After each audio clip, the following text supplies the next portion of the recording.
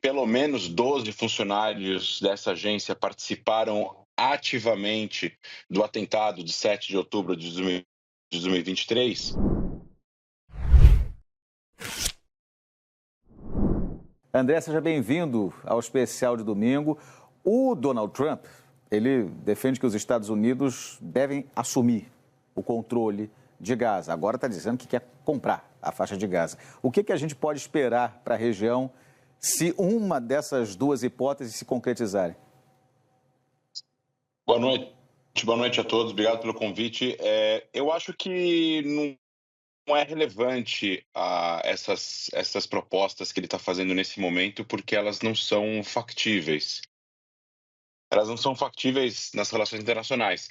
Elas servem, claro, para poder fazer um barulho no Oriente Médio e causar conversas com os parceiros árabes moderados dos Estados Unidos, como a Arábia Saudita, os Emirados Árabes, o Bahrein, e eventualmente trazer esses países, a Jordânia, o Egito, para a mesa de negociações, para poder resolver de uma forma factível.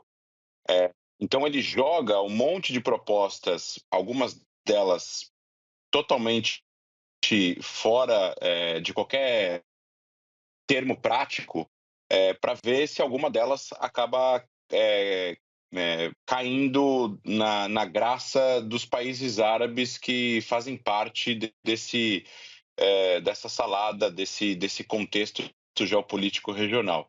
Mas nenhuma das duas propostas que você mencionou fazem sentido lógico nas relações internacionais. Ele não tem como comprar a faixa de Gaza, né? A maior parte do território da faixa de Gaza pertence à entidade política soberana, na teoria, da Autoridade Palestina. É território público. Então, não tem como ele comprar a faixa de Gaza, não tem como os Estados Unidos comprarem a faixa de Gaza, monetariamente falando. Essa semana, o Trump também anunciou a saída dos Estados Unidos da agência da ONU para refugiar os palestinos. O que motiva essa decisão? Olha, a agência de refugiados para os palestinos, a UNRWA, né, na sigla em inglês, né, a UNRWA, ela é uma agência de refugiados que foca especificamente aos palestinos. E existem diversos problemas relacionados a ela. Eu não digo agora que a solução seria literalmente parar completamente o financiamento dela, porque existem consequências para pessoas que precisam da ajuda dessa agência para sobreviver, não só em Gaza, mas no Líbano, na Síria, que tem muitos refugiados palestinos. Mas que existe sim uma ligação dessa agência e de pessoas que estão trabalhando nessa agência com o Hamas, isso já foi provado. Então, tem alguns dados importantes para a gente mencionar aqui, né? Pelo menos 12 funcionários dessa agência participaram ativamente do atentado de 7 de outubro de 2023. Uma ONG na Suíça chamada UN Watch já publicou vários reportes de amplas evidências da cooperação de membros da UNRWA com o Hamas na faixa de Gaza. Inclusive, o próprio comissário-geral da UNRWA, o Felipe Lazzarani, fez um acordo com o grupo em relação a um dos líderes do Hamas, que também era professor de uma escola da ONU no Líbano, chamado Fatih al-Sharif, e a prova disso é que Fatih al-Sharif foi morto por Israel no Líbano no ano quanto a agência de refugiados, a UNRWA, reconheceu a sua presença, o seu pertencimento a ambas organizações. Então, existe aqui uma ligação dessas pessoas com o grupo terrorista. E isso é um problema porque faz e motiva os Estados Unidos, dá um motivo para os Estados Unidos de parar esse financiamento. Então, há que haver uma reforma até mesmo para beneficiar os próprios palestinos que precisam da ajuda humanitária. André, eu não sei se teve algum problema que o vídeo pausou. A gente consegue te escutar, mas o vídeo ele está pausado. Não sei se é um problema de conexão enfim, mas a gente vai continuar aqui conversando, porque pelo menos a gente consegue ainda te ouvir. E aí, eu vou perguntar o seguinte, você está voltando de Israel, e a gente sabe que existe uma pressão muito grande das famílias sobre o governo para dar continuidade no acordo com o Hamas para a libertação dos reféns. Agora a imagem voltou, inclusive.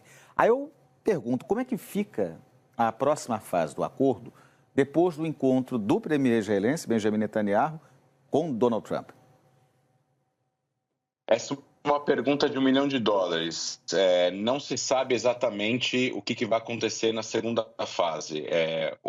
As conversas em Israel e os analistas em Israel falam que o que o Donald Trump fez em relação aos seus projetos para a faixa de Gaza meio que dão um motivo para a ala mais à direita do governo do Netanyahu não sair do governo depois que a segunda fase do acordo com Hamas iniciar. E eles já disseram, essa ala, que eles sairiam do acordo se Israel entrasse na segunda fase. Mas agora fica muito difícil para eles saírem na segunda fase depois dessas falas do presidente americano. Existe muita angústia em Israel, porque muitas pessoas de muitas famílias, né, estamos falando aí de mais de 70 famílias, estão esperando a soltura dos seus entes queridos. E cada vida é importante para os israelenses. E não se sabe quem vai ser solto até o fim da primeira fase. Então, uma vez que essas pessoas não sejam soltas na primeira fase, as famílias ainda vão ficar fazendo ainda mais pressão ao governo para que exista uma segunda fase, porque se elas não forem soltas na primeira, a única chance delas serem soltas nesse momento é que exista uma segunda fase. Então, há protestos, há passeatas e há muita pressão dentro de Israel para o governo seguir na segunda fase. André Lage, queria muito agradecer por ter estado conosco aqui no Especial de Domingo. Muito obrigado e boa noite. Boa noite a todos.